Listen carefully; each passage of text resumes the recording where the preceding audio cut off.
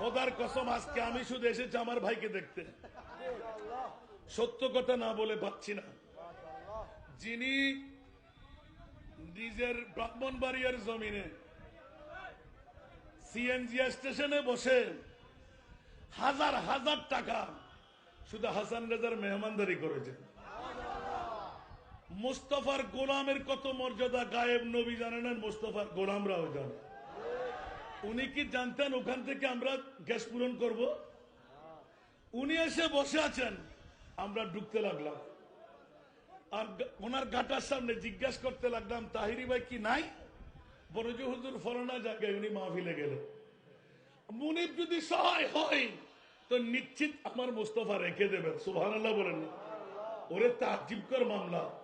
বলে যে ভাইজান আমি আপনার জন্য দাঁড়িয়ে আছি। আর অ্যাওয়ার্ড হচ্ছে ওই দিন ঘোষণা দিলেন 6.5 লক্ষ টাকার উপরে। সুন্নির কোন আলেম ওলামা কাবের খরচ করে নাই। সুন্নিদের ঐক্যতার জন্য ভাইজান আমি 6.5 লাখ টাকা খরচ করে ফেলেছি। টাকা আপনারা দেন, বেকার যাচ্ছে না।